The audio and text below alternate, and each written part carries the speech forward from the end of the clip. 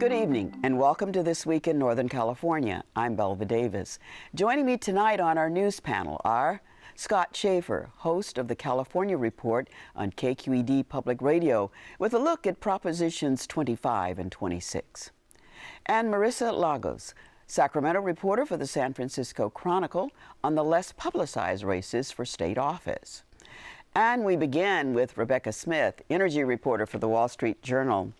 Rebecca, in the wake of the San Bruno fire, there's talk that maybe PG&E has not been as transparent about other pipelines that might be in trouble.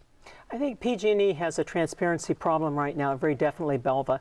And that kind of became apparent this week when the Public Utilities Commission sent a couple letters over to the utility, to the president of the utility, saying, here are some documents we need that we don't have. And one of the things that's been rather surprising since that accident is that there are some very basic documents that the Utilities Commission lacks. One is, we know that the utility has what they call a top 100 list, showing the projects that they think are most urgently needed. We don't know what pipelines are on that list or what lengths. We don't know how the methodology was put together to determine the ranking on that list.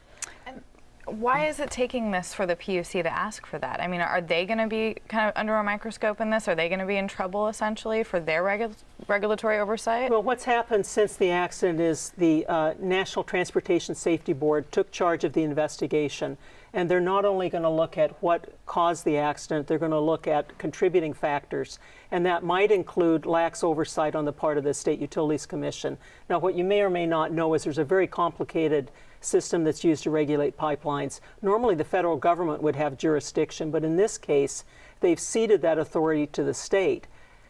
I didn't realize until this week that the state of California has 9 pipeline inspectors, 9, for 100,000 miles of gas mains here in California. One of the questions was why the Public Utilities Commission in California gave approval for a rate hike to pay for repairs along this pipeline, and yet they decided not to do the repair. And Chris Johns, the president of PG&E this week, said, well, you know, sometimes we think we need to do one repair, but then something more important comes up, so we move it down the priority list, which kind of begs the question, like, what could have been more important than this? I think that's unfair to the utility. So I don't wish to be an apologist. However, that isn't the way rate making works. What happens is the utility comes in every so many years and says, here are the projects we need to do. And I've been through a lot of documents this week, and believe me, it's very detailed.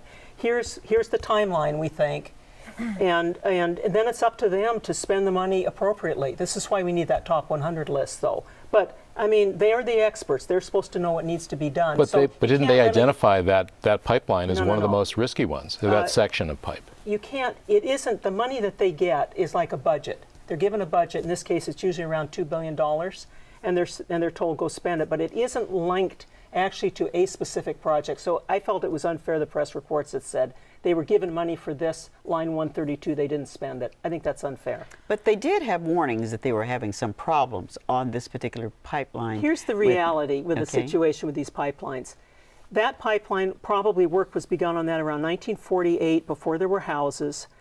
And we've had 60 years where that pipeline sat there, gas going through. It's a pretty huge, I mean, it's a 30-inch line. This is a big line. Houses have encroached in the interim. This is a national problem. This isn't just PG&E. There's a national problem now of communities encroaching on these big pipelines, probably where there should have been a buffer established and wasn't, and all of this stuff is old and getting older. But didn't PG&E say that this section of pipeline had an unacceptably high risk of failure? Yes, and now another thing you need to know about the rate-making process is when they come in every 3 years or so, they want to get a lot of money. So they say, this needs to be done, this, and it's always expressed in somewhat strident, urgent language because they're trying to build a case for why they need a big budget. It's a bit of PR that's in these rate cases. So if they did that, now they're going to kind of get tripped up on their own exaggeration. Well, I'm saying the problem is that we have an old pipeline system and nobody thinks about it until it blows up. But I think there's another question that's come up this week, which is, as a ratepayer, as everyone who lives in this state is to one utility or another, and seeing how much PG&E and other utilities spend on things like PR, like an election that we just had this spring. I mean, who's ultimately going to pay for this, and will this hurt shareholders, and should it? Well, accidents should hurt shareholders, yes. And I think that PG&E is going to have to pay. It's going to be very costly, this. But the larger question is, it isn't just the PG&E shareholders that are going to bear the cost. If we have an aging, antiquated infrastructure, and if we have not been spending on state-of-the-art tools, there are many tools that could have been put on these pipelines, modern technology. If we want to make it safer, we're going to have to pony up the bucks. And we're talking what could be significant amounts of money in the next few years. When you say we, you're saying the taxpayers need to do this? I'm talking about the customers. Because, you know, those of us who live in Northern California and get our gas from PG&E, we have paid over, since 1854, when PG&E began, we've been paying to help them build this system. Well, do you think this raises questions about these sort of quasi-public, you know, private, you have these companies that have shareholders, but it's the ratepayers, the taxpayers really are one and the same at the end of the day? No, it's ratepayers. It's Northern California is going to pay for this. And for the accident, it'll be PG&E shareholders specifically. No, I Rebecca, understand. isn't there a fairness question here? They're the only ones that know the conditions of these pipelines. So now that there's this discovery, the ratepayers are faced with this huge corrective measure. Shouldn't someone say to PG&E, hey, maybe you should have been doing a little of that all along and not socking the customers right now with this kind of responsibility? Let me give you part of to give you the national view, to take a step back just from this one accident. There were a series of major pipeline accidents around 1990. Out of that was around between 1990 and 2000. Out of that was created a new federal agency to provide better pipeline safety. They started in 2004 ordering a national pipeline inspection program. We are halfway through that program now. So throughout the country, these pipeline companies have been told, we know we've got corrosion problems. We know we've got major issues. Go inspect them now. And PG&E had 8 years to do these inspections. You know, go ahead. But Senator Feinstein and Boxer talk about introducing some legislation now for oversight. Yes. Is that something else that's needed, or will that just clutter up whatever the pathway is to a quicker solution? Well, whenever there's an accident, you know, legislators are going to propose legislation. The astute one will say, what have we not been doing we could have been doing? And to my mind, that means modern technology. It means you need leak detectors in these lines. You need these lines made so that these modern probes, they're called PIGs, for pipeline inspection gauge. These tools can get in there and see the internals of these pipelines. There's a lot of stuff that could be done. And that's the direction we should be going. We've been spending money to make the electric system, the smart grid, you know, we hear all about that. We need a smart pipeline system as well. Well, there are things that we need, and we're going to turn now to Marissa, because she's going to talk about legislators who want to represent us and I hope make these conditions safer for us. We've talked a lot about those at the top of the tickets, millions of dollars being spent, but there are other important jobs that are open for legislators. That's right. We have the entire ticket here of constitutional offices, and I think before we get into the discussion about the issues, there's a couple of things that are really important to look at. There's this anti-incumbent wave throughout the country, but Democrats have basically a 13 percentage point registration advantage in this state. So whoever you are, if you are a Republican running, it's going to be hard to get out the vote. And as you mentioned, a lot of the folks running are lawmakers already. They might be putting on the ballot that they, whatever their past job was, but a lot of them really are part of the status quo. Start at the second to top of the ticket, Lieutenant Governor Mayor Gavin Newsom, San Francisco mayor, versus current Lieutenant Governor Abel Maldonado. He's only been in that position for a few months. He was a state senator before. And this is really, surprisingly, after a 9-point lead in the last field poll for Newsom, shaping up to be a very tight race. Maldonado's had a couple of things that put his name in a position of authority and one of helpfulness with the San Bruno fire. That's right. He was out there. He was acting governor when that happened. I think what's interesting with this is there are some big differences and there are some not so big differences. Newsom obviously made his name here in San Francisco. Gay marriage is a huge thing. Maldonado was for Prop 8. He's against gay marriage. He's a fairly moderate Republican, however, so that's really not going to necessarily. We already see some sort of right-wing conservatives start talking about a write-in candidacy for somebody who's further to the right. But, you know, on a lot of these issues, there's not a big difference. Attorney General, on the other hand, you really do have two candidates that there's significant differences. San Francisco District Attorney Kamala Harris, African American, female, really very liberal in a lot of ways. You know, she is talking a lot more about Prop 8, about how she wouldn't defend it just like our current Attorney General hasn't, about environmental stuff, about consumer advocacy. And Steve Cooley from Los Angeles, much more sort of your typical law enforcement. He's being, you know, really backed by a lot of the police officers associations around the state. So I think that's one where it's going to be interesting to see kind of how people view both of them. Coming back to the lieutenant governor's race and what Belva was alluding to, the San Bruno fire, and the lieutenant governor was in charge with Schwarzenegger over in Asia. The great benefit for him, of course, is that most people didn't know who he was, and this is their introduction to him. They see him in charge, wearing the flight jacket, right, looking like he's doing something helpful and making a difference.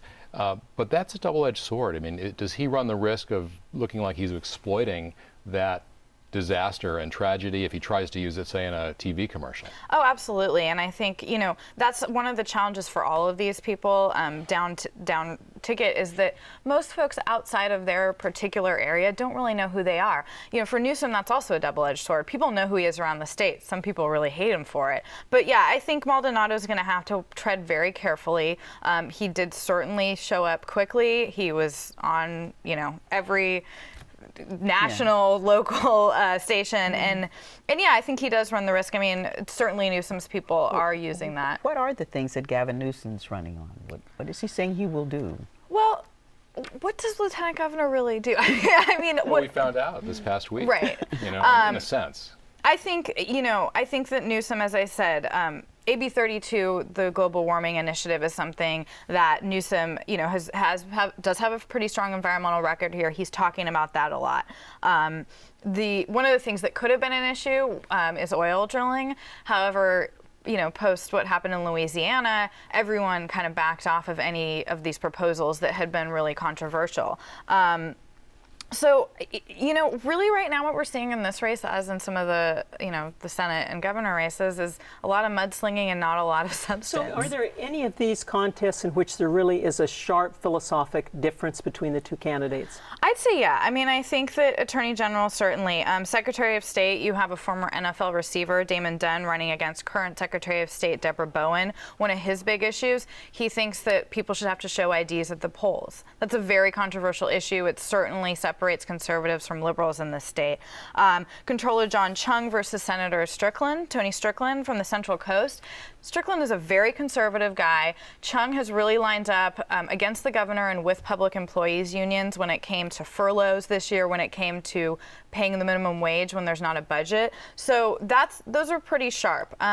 Insurance Commissioner, Assemblyman Dave Jones versus Assemblyman Mike Valines. You really see here, I think, the sort of difference between the parties come together. Jones is pro-consumer, very pro sort of government health care and government oversight of insurance. Valines talks about consumer issues, but also talks about letting the market do its work, too. You talked about the big registration advantage that Democrats have in California, which is true. At the same time, though, it's the Republicans who seem motivated. They're much more likely to vote in this election, I think, than Democrats are. And you've got Meg Whitman talking about putting, or she's not really talking about it, but she's planning on putting $30 million into the Get Out the Vote effort for the Republican Party, which kind of under the radar could really help them turn out their voters. Well, and that's where I think one of the least looked at races that nobody's going to pay attention to unless they absolutely have to is treasurer. You have Democratic stalwart Bill Lockyer. He has a ton of money in the bank. He's being challenged by a pretty unknown, very conservative state senator, Mimi Walters. If he starts spending money, Democrats are worried. And I think that's something over the next month we're going to have to keep an eye on. Democrats are worried if he starts to spend money? Well, if he thinks he needs to spend that money, yeah, then I think that, because that is a pretty safe role. If the Republicans had really wanted to take on Lockyer as treasurer, they probably would have put somebody out there with a little more gravitas and knowledge. So in the governor's race, we're seeing record amounts of money being raised, and certainly Meg Whitman has put a fortune into this. Is that carrying over into any of these other races as well, or is it still modest amounts of money being put in? Well, I think it depends on what your version of modest is. Average folks like you and I. Attorney General Kamala Harris is raising a lot of money. I think her and Cooley are probably we're gonna see upwards of $5 million in that race. We have seen some ads statewide. Lieutenant Governor, they're both busy. But no, I don't think you're nowhere near what you're seeing. And I think what you are gonna see is more Whitman picking up the rest of the Republican ticket and helping them with some of her money. On the AG race, we didn't mention the role of the opinions about the death penalty. Huge issue. Is that going to be the deciding I think in some ways it already is, because of the fact that you've seen a lot of law enforcement groups who usually might have backed Democrats are going for Steve Cooley because Kamala Harris didn't, you're referring to the police officer that was killed here. She did not pursue the death penalty there. And I think that is something, even though the Attorney General is really more of a civil role except for appeals, people think of it as the top cop and they want to see someone. I mean, we have an overwhelming support for the death penalty in this state. I feel like I'm starting a line from a commercial right now, Scott, when I turn to you. There are many people who think the government is broke. It needs to be fixed. And all you have to do is look at the state of the California budget and all the people who are suffering because of this stalemate over the budget. It's broken and it's broke, both. It's broke because there's no budget, and what that means is it's now 79 or 80 days late, broken a record, and that means preschools, rural clinics, there's no money for Medicaid, universities. There are a lot of students have been waitlisted because the public universities can't be sure that there's going to be enough money to pay for all those classes. Home health care, nurses, all these things that especially poor people, people in rural areas, small people, children, little people, rely on government for, those services aren't being paid for now because there is no budget. And that's a segue into these ballot measures that are on the ballot. Probably the most important ballot measures people haven't heard about. All the attention really is going to Prop 19, the marijuana initiative, and Prop 23, which would repeal the greenhouse gas law or at least suspend it. But Prop 25 would make it possible to pass a state budget with a simple majority, 50% plus one. Right now it's a 2/3 majority. California is one of only 3 states, Rhode Island and Arkansas being the other 2, that require 2/3 of a vote. And that means that Republicans who are in the minority, you have to get at least 2 or 3 of them generally to pass a budget, and so they can hold it up. This would change that. It would make it much easier to pass a budget. Now, critics say it's really a Trojan horse for raising taxes, that it really would also make it, because of the language in the initiative, would make it possible to add trailer bills to the budget that would potentially raise taxes with a simple majority. Now, the backers say that that's not the case, and a federal state appeals court agreed with them that it won't suspend Prop 13, which is the 2/3 tax majority. But that issue is going to be a very important one. It could have a huge impact on revenues in California. And then Prop 26, also very important. It would change the definition of, right now, because taxes are so difficult to raise at the state and local levels, a lot of government agencies governments are raising fees, regulatory fees on developers, fees on alcohol distributors, fuel suppliers. If they can link some kind of a need, some kind of a service to the fee, then they can raise those fees with a simple majority. Prop 26 would redefine those as taxes and require that they get a 2/3 vote.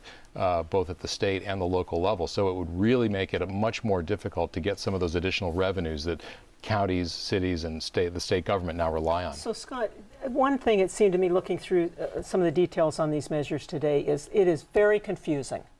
And the electorate has tended to, when they're presented with things, both of them have 2/3 in it. The impact is very different. It's very confusing. Don't you think people are going to go to the polls probably and just say no, no, no, no? They could. Certainly when people are confused, they tend to do that. On the other hand, they also look at the ballot summary, and we're talking about the Attorney General and the importance of that office. Jerry Brown is the Attorney General now, and he's written a ballot summary and title for Prop 25 that makes the supporters of that measure very happy. The opponents sued. They went to court to try to take out some language. He says in the ballot summary that it preserves the 2/3 majority for tax increases. Opponents of Prop 25 really disagree with that, but the courts agreed with Brown. And so if they only go in, as many voters do, and look at the summary, they're going to see that, and they're going to see the fact that if Prop 26 rather passes, it could reduce revenues by untold amounts of money. So that could make voters nervous. It could, push them in the direction of voting no on 26. What if both pass? If both pass, then like often happens in California, it'll end up in court, and we'll see which parts of the two cancel each other out, and we'll see which one prevails. Now, don't you think another thing voters might see in the ballot summary on 25 is the fact that the lawmakers won't get paid ever if, well, for the time that they don't pass a budget. And right now, of course, they don't get paid until they pass it, but then they get all the money back. Exactly. Voters like that, right? They love that. I mean, if that alone were on the ballot, Right. I think it was something like that was on the ballot, I think, in the primary and it passed. So, but this would permanently dock their pay. So every day that there is a budget that's late, they would not get paid. It's about $50,000 a day. Not a huge amount of money in the scheme of things, but yeah, you're right. Voters love that little sweetener, that little way of sticking it to their elected officials who they think aren't doing their jobs.